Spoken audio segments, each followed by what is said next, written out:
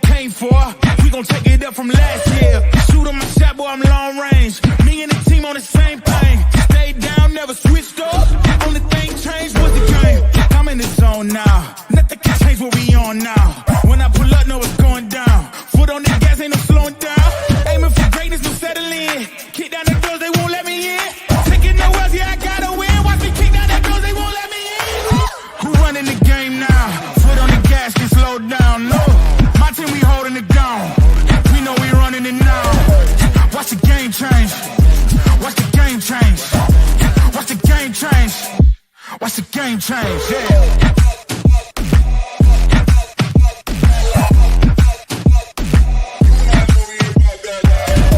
Watch the game change. Watch the game change.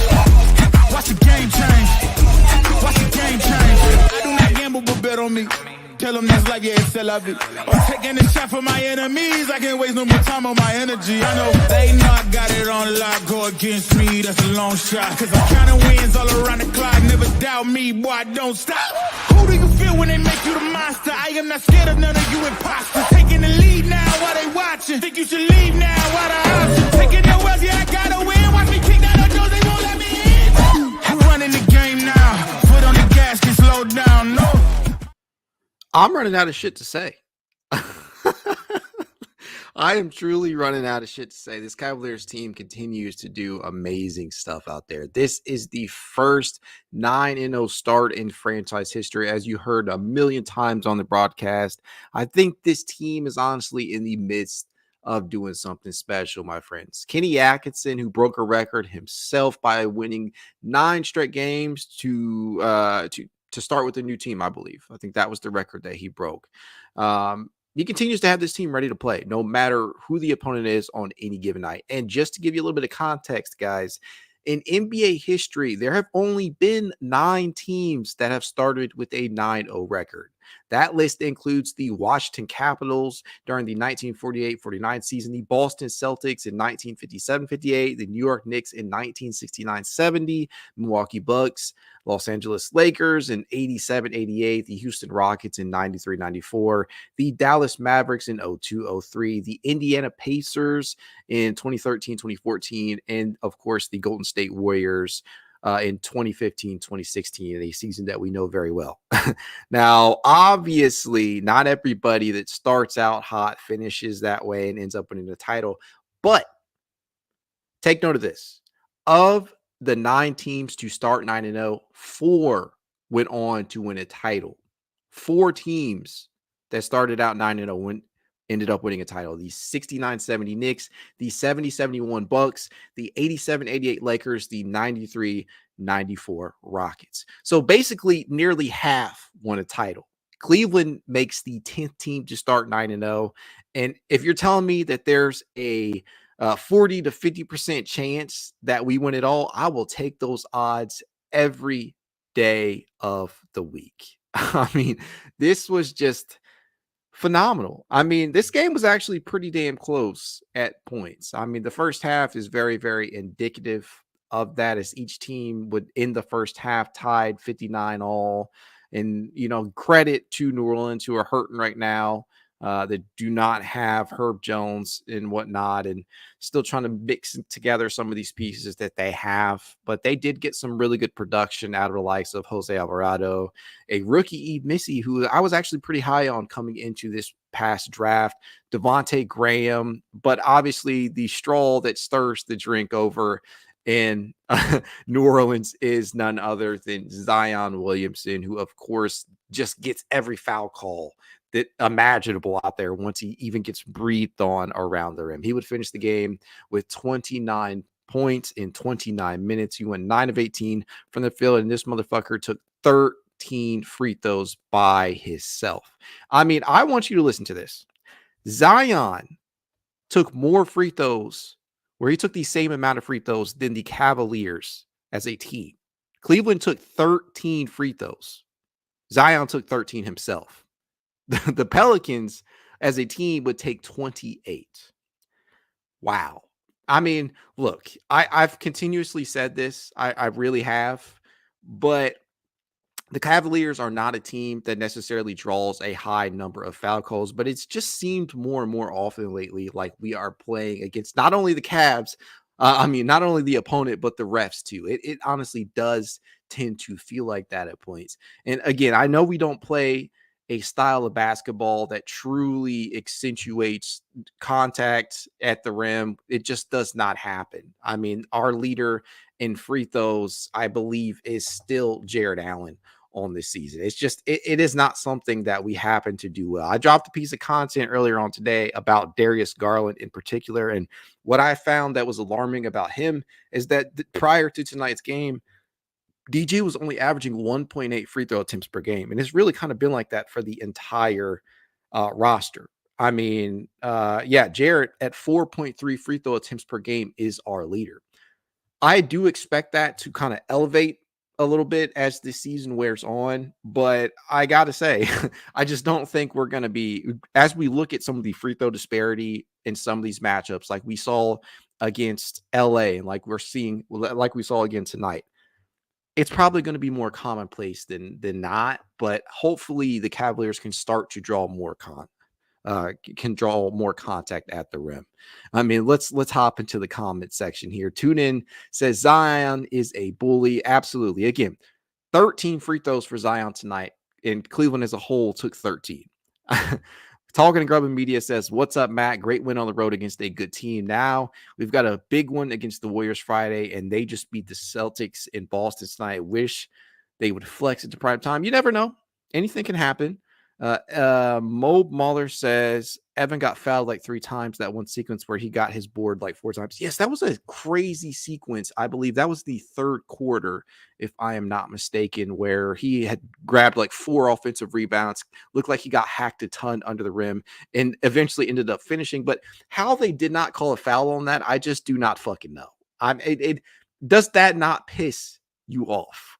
But again, that third quarter, man. That third quarter was special. You're looking at a team that has yet to score under 100 points per game. And I think I made it a point of mentioning this recently. There's only been one team in NBA history to average 100 plus points or more, or should I put it this way? There's only been one team in NBA history that has scored 100 plus points in every game of the season, and that was the 1981-82 Denver Nuggets, who averaged 126.5 points per game. That team went on to lose in the first round.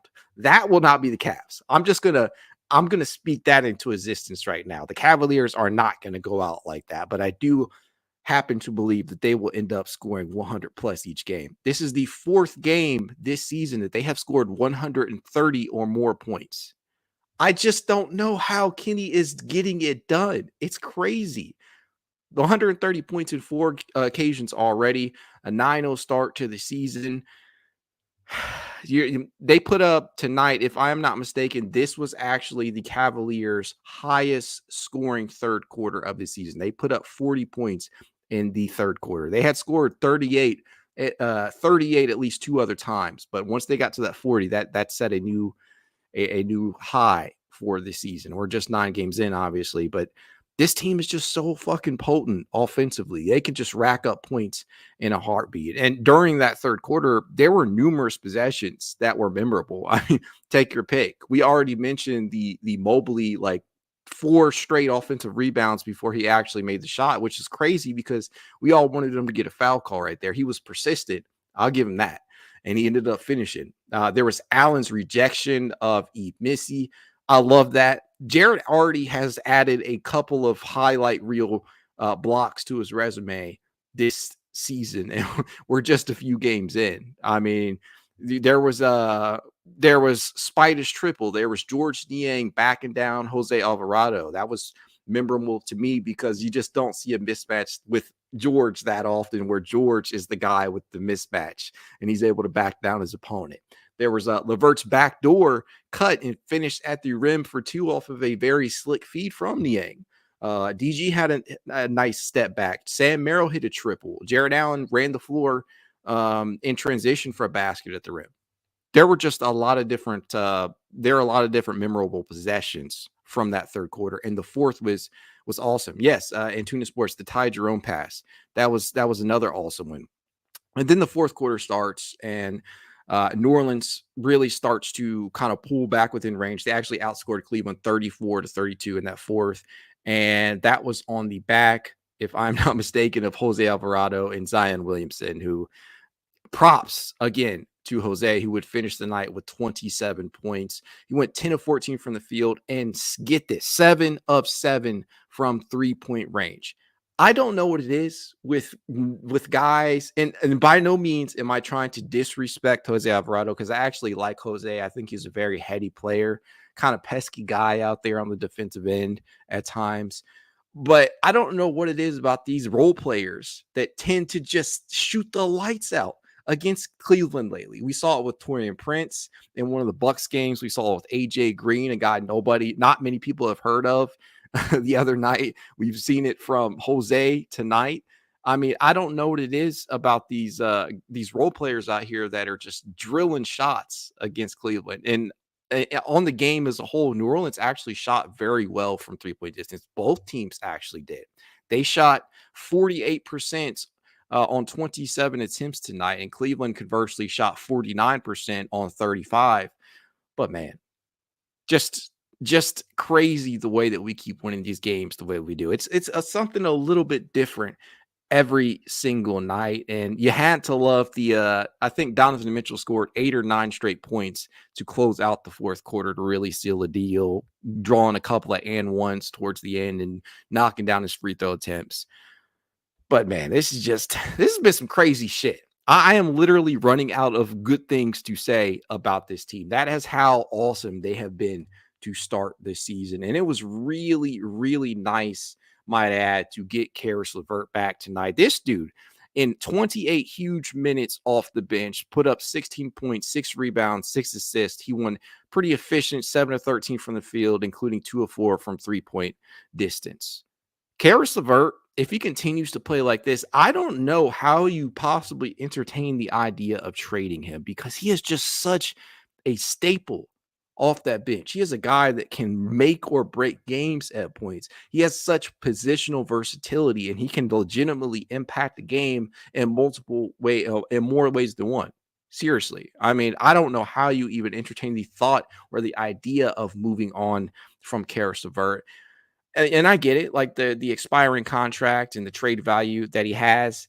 I really don't know how you would move on from that, because while we do have players waiting in the wings, like a Jalen Tyson, who I think will eventually develop into a quality rotation player, and Craig Porter Jr. still out there. We saw him tonight. Luke Travers, a lot of these guys, JT Thor, Emoni Bates is still floating around out there off the injury.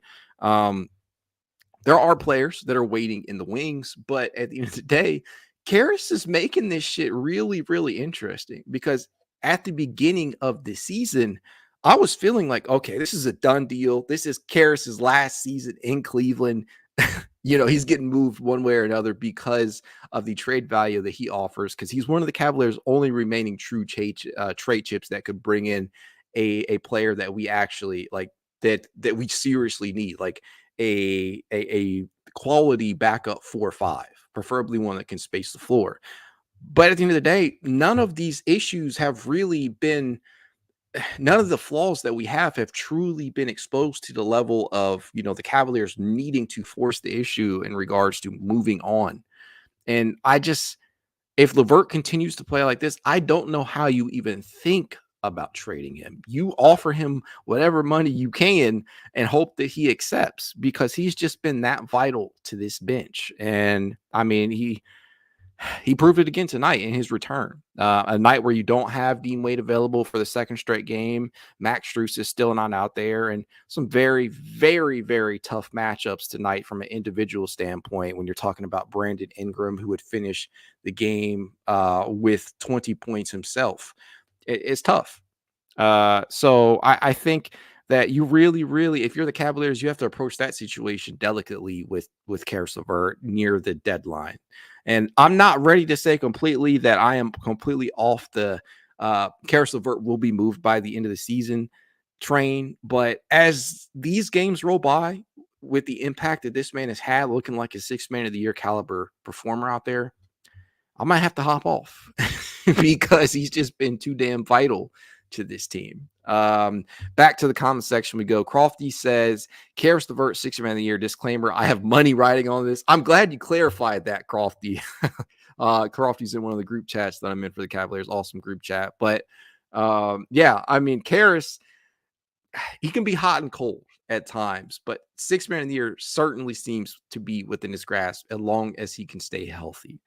Soft Taco says, if we can beat the Warriors on Friday, I'm going to go ahead and call the season ours. Yes, I am biased as hell. I already told you, Soft Taco, there of the now 10 teams to start a season 9-0, 4 have gone on to win an NBA title.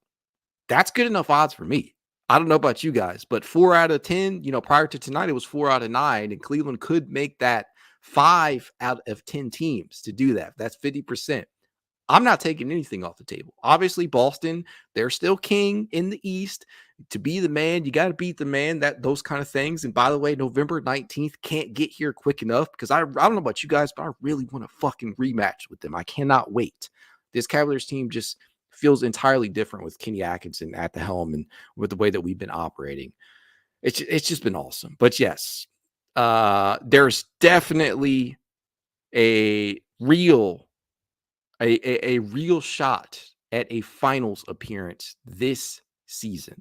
I'm as optimistic as they come. You guys know that if you've been watching the channel or listened to me yap over the last couple of seasons. But it truly seems founded.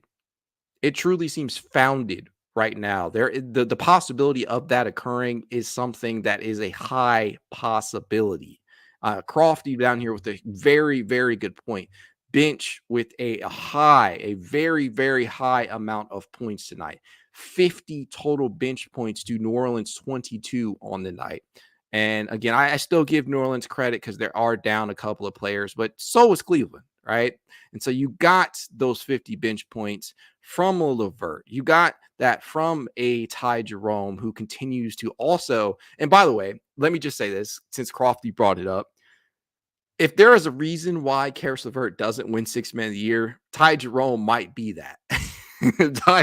Ty Jerome is literally going neck and neck with this guy on any given night in terms of pure impact out there. So that those two might end up canceling each other out. So it kind of sucks. And then when Max comes back, there's going to be a question about who starts, who gets back in there. Sam Merrill being as impactful as he is. But yes, the bench production tonight, 16 from Levert, 9 from Niang. And I will die on the hill saying this. A lot of people clown me when we first got George Niang and after the first season that he had. This has easily been Niang's best stretch of his Cavaliers tenure. I say it every single pod. He is in the best shape of his Cavs career. Honestly, looks the best that he has since his Utah days. And he is knocking down shots when he needs to, right? It's never going to be a perfect night from Niang. There are noticeable flaws in his game. But if he's playing like that, it's hard to remove him from the rotation. In 21 minutes tonight for Niang, 9 points, 4 of 8 from the field, 1 of 5 from three-point distance. And even when he's not knocking down the three, I maintain the idea that the sheer threat of the three-point shot out of the front court is still a big deal. It opens the floor up for the ball handlers, the drivers, whether that be Donovan, Darius, Karis, Ty, whoever, what have you. Just the mere threat of having the three ball come from a member of the front court is a big enough deal to cause the opposing team to have to send players out to defend that. Gravity, as they say. He can generate gravity. And then you got Merrill, right? We all know how much of a flamethrower that Sam Merrill can be. He finished the night 3 of 6 from three-point distance. You know teams, when they see Sam Merrill out on that basketball court, they make sure that they scramble to stay attached to him because he is constantly weaving in and out of screens and whatnot, trying to go around. They make sure to keep this guy on the move. We saw a glimpse of it really, truly under JB last year, but Kenny has taken it to a different level with Sam Merrill. And I am so damn happy that Sam is getting consistent minutes. Another night in which he finished with at least 15 plus. 15 plus minutes. He played 19 tonight, 9 points from him. And then I already mentioned Ty Jerome, who has been stealing a little bit of Karis Levert's 6 Man of the Year thunder. Somebody up here mentioned Buddy Hield. Yeah, Buddy Hield's been playing out of his mind. And when I was doing a little bit of research for that Darius video that I dropped earlier, it amazed me the efficiency, because Buddy's always been a great 3-point shooter, but the efficiency with which he is knocking down the triple on the season, it's astounding. I mean, he is literally there are only a handful of players that are knocking down 40% or more on 7+ attempts. Buddy Hield is, prior to tonight, I haven't checked tonight's percentages for him, but prior to tonight, he was knocking down literally 50% of his attempts. He's taking at least 7 per game. It's just, he's always been a great shooter, but going to Golden State really, really just accentuated what he is best at under Steve Kerr over there. So that was a huge pickup for them. And I think everybody, for the longest time, people have been connecting the dots from Buddy to Cleveland and hoping that Cleveland could potentially pick up Buddy in some form or fashion. But eventually, it just never materialized. But I'm happy that he landed somewhere that can make excellent use of his skill set, and he's been running rampant. Wall Street Cam says, "I love the minutes Merrill gets. He had to me a momentum shifting charge, which led us on a closeout run." Sam Merrill, I don't know what it is about this innate ability that this man has to draw charges. I mean, he is probably the best player on the team at doing so. He is actually one of the best players in the NBA entirely at doing so. And despite him playing like sub 20 minutes per game. Again, he played 19 tonight, but on the season, I want to say Merrill is averaging around 18 or 19. I'll have to check that out just to clarify. He's actually playing 20.5 minutes per game, so my mistake on that. By far the highest amount of his career. After tonight's game, it'll probably be closer to that 20, but it is awesome to see Sam actually being a part of this rotation, because that probably never would have happened under JB. Andrew, aka Skunks, he says 82-0 Thunder versus 82-0 Cavaliers NBA Finals. Let me tell you, I don't care. Obviously, I want the Cavaliers to win as many games as possible. I don't care how many games Thunder win. I'll tell you this right now. I would kill for a Thunder Cavs matchup. That would be quality basketball right there. I mean, two very young teams, two teams that offer some very intriguing skill sets on both sides. You're talking about Chet and Mobley and SGA and Donovan. I mean, Jalen Williams has always been a player since he came out of his draft. You guys know how big I was on Jalen Williams back in the day out of Santa Clara. He remains one of my favorites. They traded for Alex Caruso this offseason in a steal of a deal, I would say, because he fits perfectly into what they do there. They got some shit over there. So I would love to see a finals matchup between these two teams. But that would assume that Cleveland can get past Boston. So let's hope they can. I truly hope so. Truly, NPR says last season third quarter Cavs and this season third quarter Cavs have been polar opposites. I prayed for this. Yes, I don't know if you heard me on earlier on Truly NPR, but this was actually the Cavs' highest scoring third quarter of this 9-game season so far. Their 40 points was the most that they put up in any third quarter to start. They have now had at least 3 third quarters in these games where they have put up at least 38 points. And they just turn it on at the drop of a hat. And defense often leads to offense out there with this team, whether it be blocks and then getting out in transition for layups, or good looks out on the perimeter via drive and kick from Donovan and Darius or Karis. But it is going hand in hand. And I think we had all questioned at certain points of this offseason was whether or not the Cavaliers were going to lose something on the defensive end with the heightened pace. And that just has not been the case, because this team absolutely loves to get out in transition. And they are showing you that on damn near a nightly basis.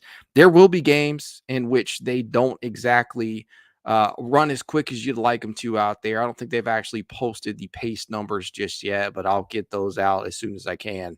But you have seen how quickly this team could put up points in bunches. It's just awesome, man.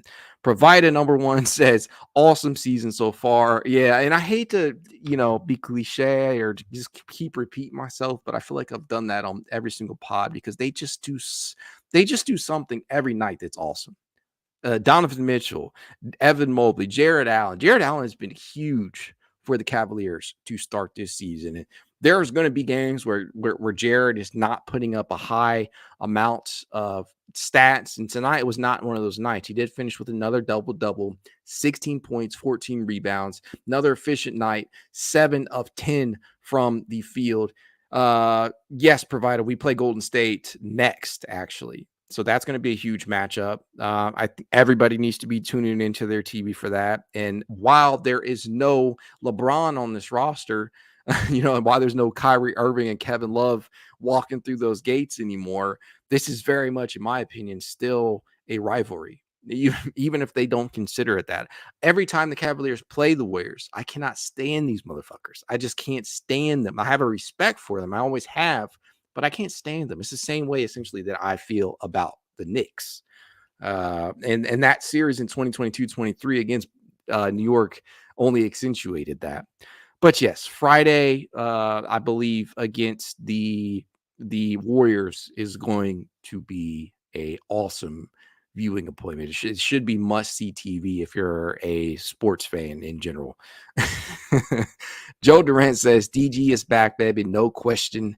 Yes, even when you don't get a high-scoring night out of Darius, who would finish the night with just 14 points in 30 minutes, he is doing so many of these other little things out there that can impact the game. And tonight, he took it upon himself to get other guys involved. 9 assists on the night, 5 of 10 from the field, knocked down 4 of his 6 3-point attempts.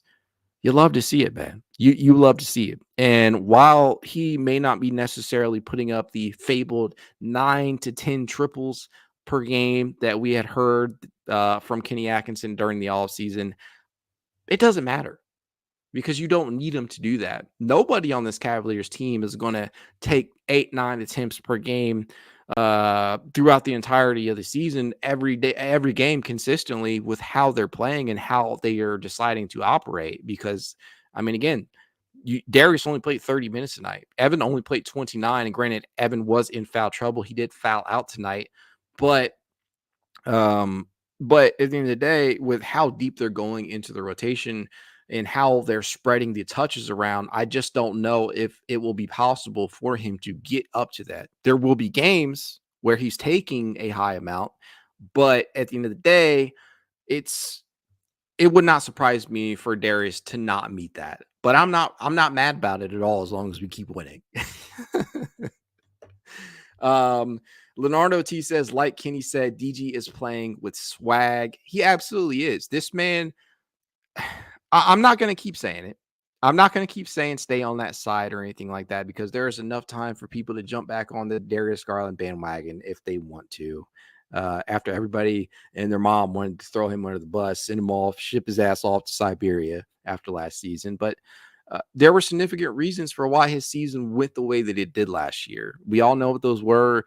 I'm not going to continue to harp on that, but he seems to be back to the all-star caliber player that he is. So let's just enjoy that. And I'm so happy, as multiple people have already pointed out, that we did not get rid of the likes of a Jarrett Allen or a DG, as TuneIn says down here. Glad Kobe didn't just trade DG and Allen away for nothing. Trust this group. And so am I. I mean, we were at a pivotal point after that Boston series where you had questions in regards to Jarrett Allen's toughness, whether or not Darius Garland could actually step up, and the injury concerns with his team, the roster fits, especially in the front court and back court between Darius and Donovan and Jarrett and Evan. And Kobe heard all this and saw all this and could have caved to pressure from the media, from fans, from maybe even people in the organization, Dan Gilbert. But I'm glad that he didn't listen to the outside noise and didn't settle for lesser players, because let's not be coy. Let's be honest.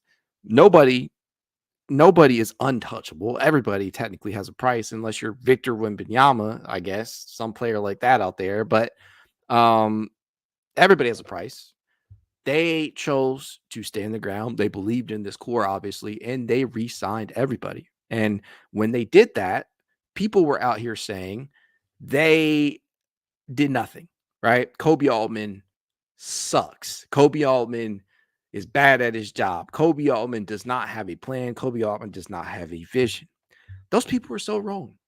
And I'm glad the Cavaliers retained Kobe too, because there were a lot of question marks about, especially after JB was let go, should Kobe be the next? So that said, a slew of people in this organization should be up for awards this year. You got Evan Mobley, who should be in the running for Defensive Player of the Year. You have Kenny Atkinson, who after 9 games, I'm already ready to give Coach of the Year. Yeah, I don't think anybody's going to get serious contention for MVP with how we're playing. It will not happen with the way the touches are being spread around.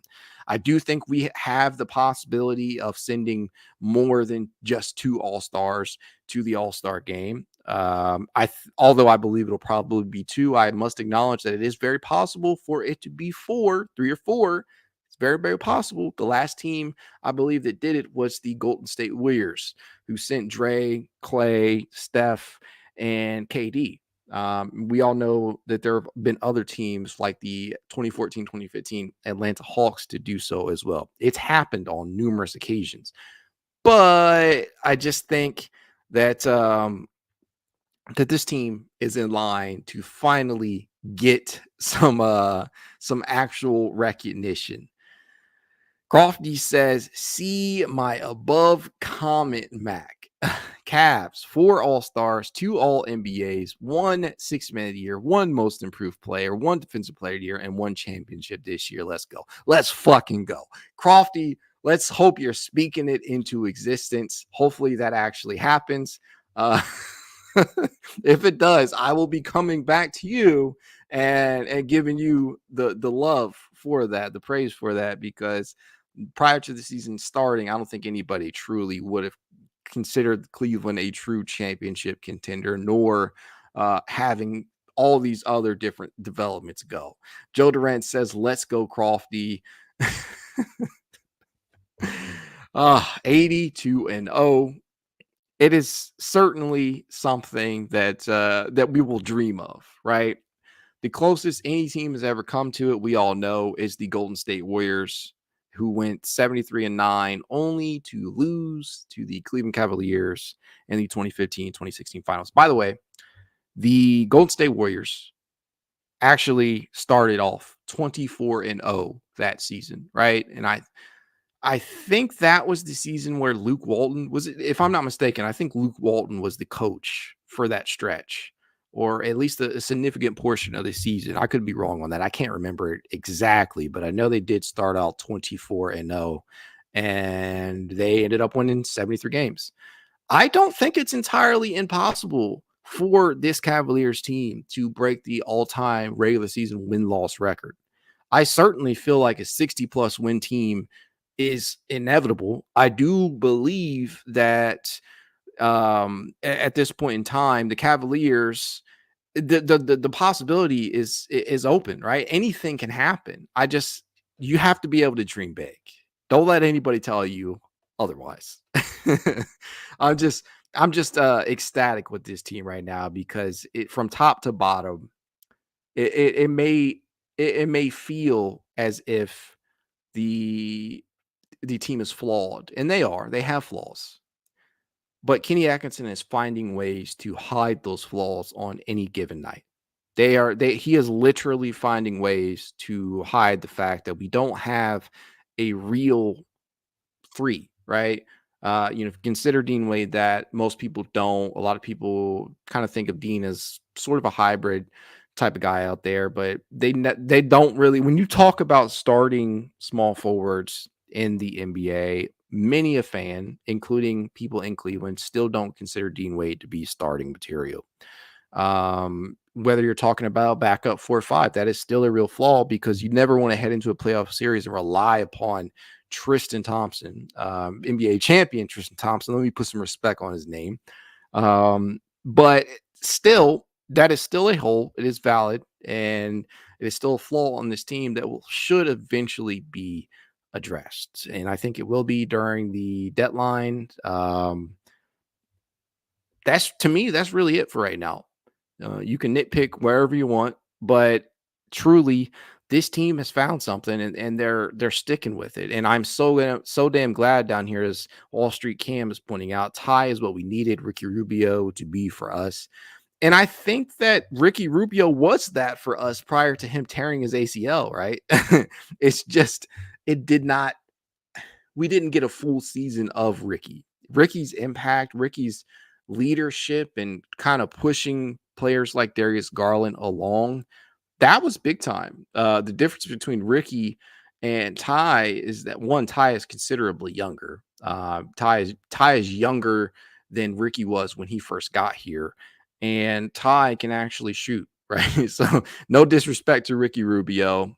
Wish him the very best. But Ty Jerome is actually a legitimate 3-point shooter. He would finish the night with 11 points, 5 huge assists off the bench in just 16 minutes. He went 2 of 2 from 3-point distance. That's a nice floater.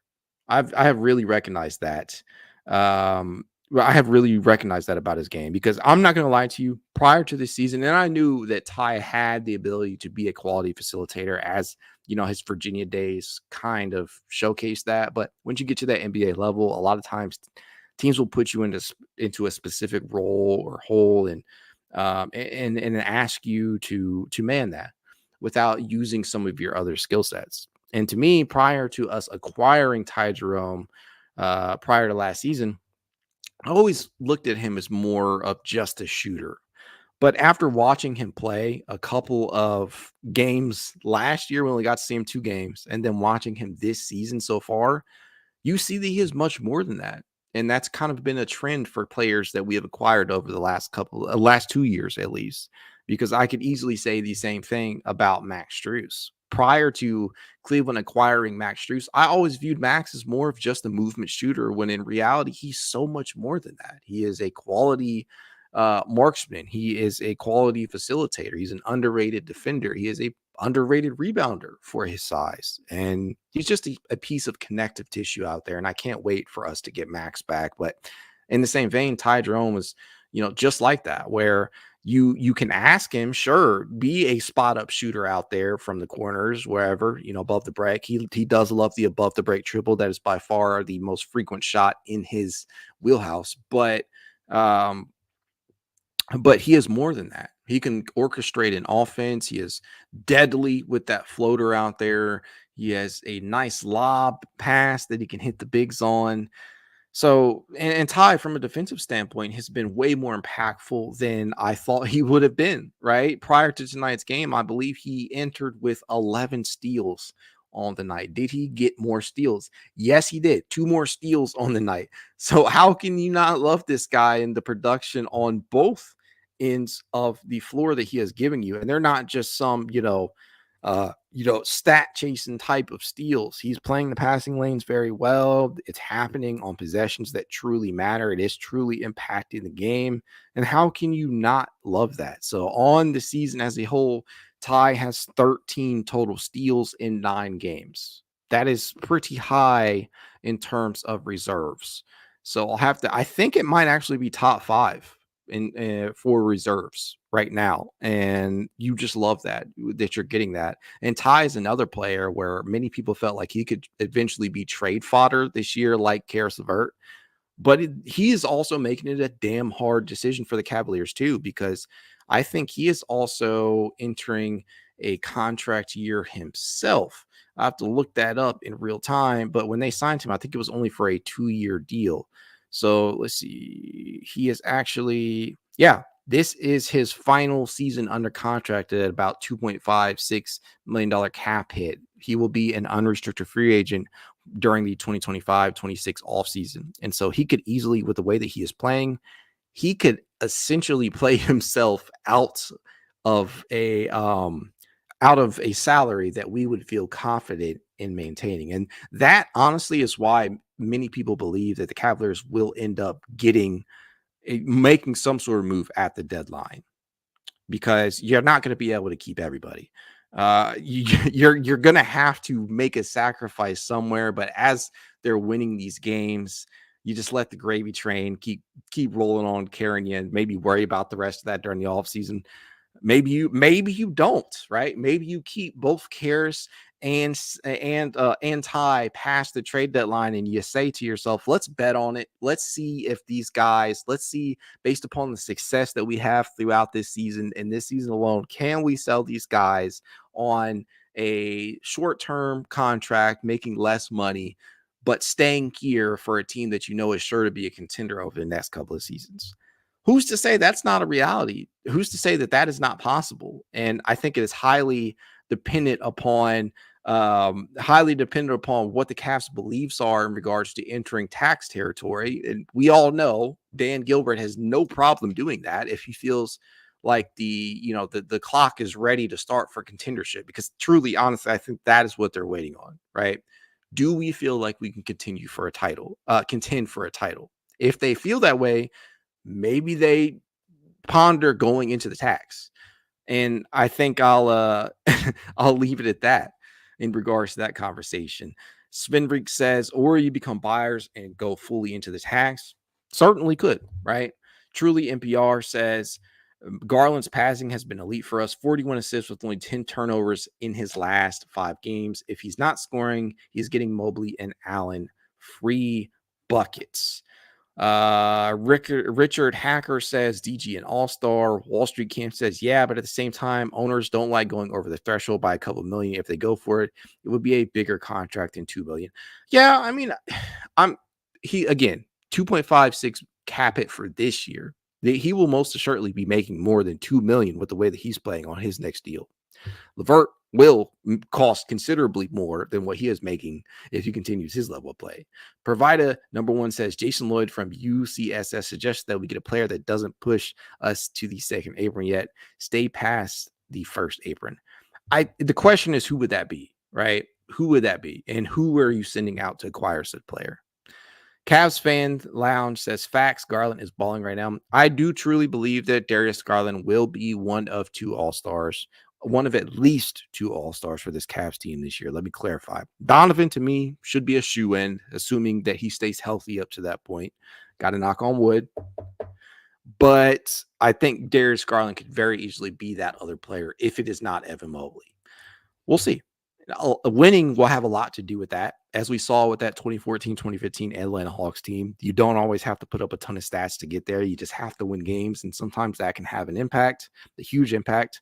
Richard Hacker says, I don't think about roster calls when you win. Going for the title is a priority. It should be, but we all know that teams often try and look ahead at the future and set themselves up for potential for future seasons. But I'm with you, man. If the Cavaliers feel like they have what it takes to win a title this season, roll the dice, keep everybody, and keep it rolling. Let the wins come. Let them see as far as they can. Let them see how far they can go in the 2024-25 postseason. And then we'll have a conversation about moving pieces if we need to. And I get it. I understand it. With Karis and Ty being UFAs heading into the offseason, you are basically sacrificing all of your control. You are sacrificing all of your control by not moving them at the deadline. You're leaving that out of the equation. But it might be worth it. Nate says, is it just me or Cavs announcer have been low energy this season? I think John Michael does his best. Brad Doherty, he's either hit and miss on, whether you like him or not. But honestly, I like John Michael. I think a lot of people tend to think of him more as a radio guy, and you're not wrong if you think that.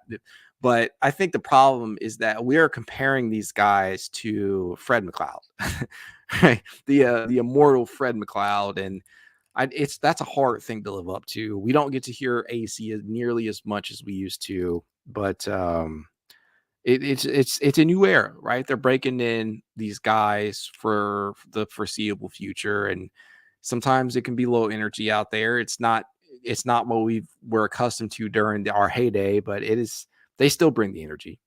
They still bring the energy. Richard Hacker says Pelicans announcers called us a second seed close to Boston's talent. I certainly believe we could be. I still need to see this team face off against Boston before we make any definitive declarations, but I think we actually match up with them very well. And I don't even think Kristaps is healthy yet. They haven't even kicked it into their final gear, similar to us not having Max and not having Dean Wade out for these last couple of games. Svenrik says, honestly, Booby has been a nice fresh air for the free show. Yeah, Booby Gibson, for younger fans out there who may not remember Booby's tenure with Cleveland, quite the marksman himself. He's not Sam Merrill, but he was definitely a marksman. He had a big-time playoff performance almost 20 years ago now. Golly, time flies. There's been nearly 20 years since he had that big-time playoff performance where he knocked down a gazillion triples. But yeah, having Booby Gibson on the air, that's honestly, like Sven says down here, that has been a breath of fresh air. Wall Street Cam says, healthy, we probably the only team that can match Boston right now in the East. I certainly agree with that sentiment. I hope that the Cavaliers team can keep these things rolling, and I think that they will, assuming health. Again, let me knock on wood. But I cannot wait. Yes, November 19th, Cavs Fans Lounge. That is the date that we all should have circled on our calendar. Friday, too, with the Golden State Warriors. That, to me, those are two big-time matchups because I don't know how Golden State was able to keep things afloat with Steph missing an early stretch of the season. I know, right? I know it's Buddy Hield and company, but Steph missing games, that's a big deal. But he will be back. He already is back. So having to face off against him, it's going to be another big time matchup. That being said, that's probably a perfect place to leave it off on. If you're watching over on X, make sure to go over to YouTube, hit that like button, make sure you subscribe so you can watch the podcast via video form on YouTube. If you're watching on YouTube, do the same. Make sure to leave a rating and review on the Apple Podcast and Spotify end of town. Not enough people are doing that. I don't care if it's good or bad. You never know how much you help out your favorite content creators when you leave those ratings, because one, it can help us improve. Two, it pushes the interactions forward. That said, hope for 10-0 against the Warriors on Friday, and go Cavs.